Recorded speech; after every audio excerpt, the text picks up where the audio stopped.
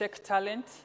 Our young people have already done exploits in this field, and that's including the young man who came up, who innovated the mobile banking, comes from our country, and many others that our young people have been able to do.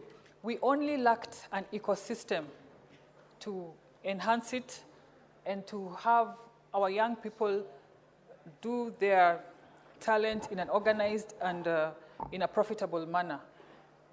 So this bill is a good step and a bold one towards remedying that. It also creates other technopolises far from Konza, because we know that the Konza technopolis or the Konza city was seen as the breakthrough of tech in this country. Mr. Speaker, for far too long, Nairobi was thought as the tech hub. But this bill proposes to democratize or to devolve technopolis, or tech for that matter, because it proposes other technopolises around the country, from Kisii to Wajir. And we have to ask ourselves, how will these sites be identified so that we are careful not to introduce tokenism when we are picking the sites, so that if you come from a marginalized area, then you are out of luck. Mr. Speaker, this bill also proposes to streamline bureaucracy so that we don't have to go from one office to the other. Our young people with brown envelopes with many documents. It proposes one permit, one system, and so that will tackle the issue of bureaucracy. The bill also aligns with President Ruto bottom-up policy, so to speak, because what is bottom-up if not to give the Mama Mboga's son an opportunity to also be supported in tech and in their talent. Mr. Speaker, we also have to ask some questions, because this bill has been done in such a way that is hostile to counties, because how do you ask a county government to support you with land, infrastructure, and all that, then you deny them a seat on the table? Nairobi, for example, has had 100 technopolis or tech hubs registered without this proposed centralized body. And so that is to show that that is not really what we needed. We just needed a devolved innovation framework for the country, so that county governments are very involved in it. And I think that is something that we can come up with as we go, and we can have amendments as we go. But most importantly, let us pass this bill. As a mother and as a leader, and a witness of what tech can do to pull families out of poverty, we need to pass this bill and give our young people an opportunity to turn their dreams into jobs. Thank you, Mr. Speaker. Senator Catherine Mumu. Thank you, Honorable Speaker, for the opportunity to speak to this bill. Honorable Speaker, I am wondering whether this is a necessary bill. Honorable Speaker, sometimes I get frustrated by bills that come from National Assembly. Many tend not to align to the constitutional framework that we have, governance framework, that is the devolved governance system. Honorable Speaker, reading through this bill, I went straight to clause 5, which lays out the functions of this authority that is being established. And the first question I asked myself, is this authority necessary? we need to grow the digital technological economy and digital economy in Kenya, but does that require an authority in order for that to happen? And the answer is no. When you look at the fourth schedule, we don't have digital technology as an assignment or a function of the national government. Neither do we have it as a function of the county government, simply because digital technology is an enabler of functions, which means both national and county governments need digital infrastructure and technology to carry out their functions. So if you're talking about businesses, if you're talking about establishing industrial parks, which national government in fact is facilitating in terms of additional allocations and conditional grants to counties, counties are setting up spaces, and nothing in law stops a county from establishing a technopolis if it elects to do so. So a law like this one is actually misleading because it makes it look like for you to establish a technopolis in Kisumu County, you need some authority to come and tell you how this operates. I beg to differ that this is another unnecessary parastatal that is just going to gobble public funds and not assist us.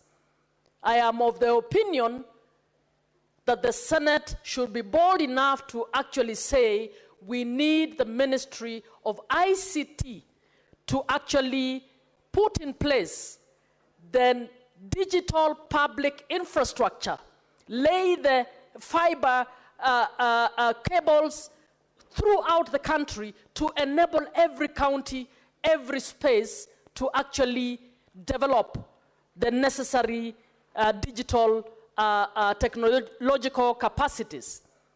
Honorable Speaker, innovation is not a function of a national government or a county government. Innovation can happen by anyone, whether in private sector or public sector. So if we start creating institutions and give them mandates to say they are the ones in charge of innovation, you are actually creating bureaucracies that are going to inhibit those who want to move. In fact, my view is that we need to fund our public universities better. Give our STEM subjects, our STEM departments, more resources, state-of-the-art equipment to actually carry out that innovation. Because learning institutions are the best spaces to actually nurture innovation. If we remove that from the universities and say now we are setting up a parastatal, it is in charge of innovation, it is going to do research, I think we are moving in the wrong direction. Honorable Speaker, at clause 5.1a, 1b, I see that this authority is being given powers to allocate land to investors in a technopolis. I have not seen any cross-referencing to the Land Commission. I have not seen any cross-referencing to county governments which hold county land. I have not seen any reference to municipalities, to cities who also have mandates around matters planning. I think if we pass this law without having a proper conversation among the stakeholders around this issue, we are going to cause more confusion. Honorable Speaker, I have not seen any cross-referencing around what the Communications Authority in Kenya does. Neither have I seen any cross-referencing with the Data Commissioner, but I can see this authority is being given the mandate to actually be the one that is going to be the custodian of business data, whatever that means. Honorable Speaker, I think if we pass this law, we will actually be adding problems and creating confusion instead of enabling the kickoff of the digital economy in this country. Honorable Speaker, clause 5(1)(j) actually gives this authority a function to undertake investment in a technopolis either by itself or through partnership. So this is the authority that is supposed to give guidance, guide innovation, but it is also supposed to do business in competition with those who will be doing businesses there. This is a matter of conflict of interest. So is it a regulatory body? Is it a standards body? Is it an investment body? I think we are actually getting it wrong. And having said that digital technology is an enabler of anybody private, anybody county government, national government, I have then looked at the board, constitution of the board, and the board is full of national government PSs and people elected. It's basically being formed as a national government parastatal, being given functions that are going to be actually to go across the counties. I think whoever drafted this law did not bear in mind our provisions in the Constitution, particularly Article 6, that requires that our governance system is a devolved governance system that must actually recognize both national and county governments. So we are establishing a national government parastatal, giving it functions that are going to cross-cut to counties, and the counties do not have any role in this. My view is, if we need to set up a body like this, we need to go back to the drawing table. We need to ensure that that institution is intergovernmental, not national. We need to give it extremely narrow mandates, which would include just laying out the public digital infrastructure and leave the rest to the markets to actually grow. If you enable access to internet in the villages, the markets will grow. They don't need any authority to come and tell them how to do digital development. If we give resources to our universities, to our TVETs, we will be able to build the capacities around technology that would also enable our businesses to grow around technology. So just on the looking at the functions of this authority and the composition of the board of this authority, Honorable Speaker, this law offends the Constitution. I'm suggesting that the senators relook at it and be bold enough to tell the National Assembly we need to go back to the drawing table to do this, to ensure that this law aligns to the Constitution. I don't support it in the manner it is, Mr. Speaker. Thank you. Thank you. Senator Wakirilali.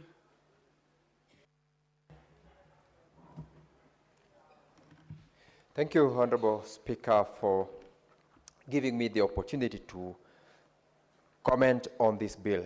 And Mr. Speaker, from the very onset, from where I sit, from the intention of the drafters of this particular bill, I support the enactment of a law that will help us to grow, develop, manage the governance of our technopolis. So, Mr. Speaker, I support, but with reservations on a number of provisions in this particular bill, which I will propose that the same be subjected to amendments so that it aligns with the Constitution and ultimately achieves the objectives that the bill seeks to create and advance in terms of technology in our country. Mr. Speaker, part of the larger reason why I support this bill is that the development of ICT hubs across the country, which is one of the projects or programs that the Kenya Kwanza government had in its agenda to the people is to ensure that we utilize the growth and development of ICT in ensuring that our young generation, Kenyans who are tech savvy, get a benefit of using technology in order to not only create employment, but to earn a living, develop their business ideas, and go beyond the region in ensuring that they get jobs and they utilize their expertise. Mr. Speaker, remember Kenya is one of the fast-growing ICT hubs in the region, and this law, once amended and with various propositions that I believe honorable members will give here, will support that idea to make sure that we position this country beyond the region, but globally in matters ICT, in matters technology, and that way we will be expanding the scope of source of employment to the people of Kenya. Mr. Speaker, I come from Bomet County, and there is a region in Bomet called Mulot, where we have high-tech boys and girls in ICT. My neighbor, Senator Okongo Mogeni, knows that when you cross over Mulot, you either switch off your phone or you place it on some flight mode because of the technology that is available there. This bill, Mr. Speaker, will ensure that we facilitate and tap to ring-fence such kind of technology to support those young Kenyans, those young Bomet residents, to make sure that we formalize their expertise in ICT and use it appropriately, rather than to enhance their utilization of that in what the law is not yet recognizing it as appropriate. And Mr. Speaker, I will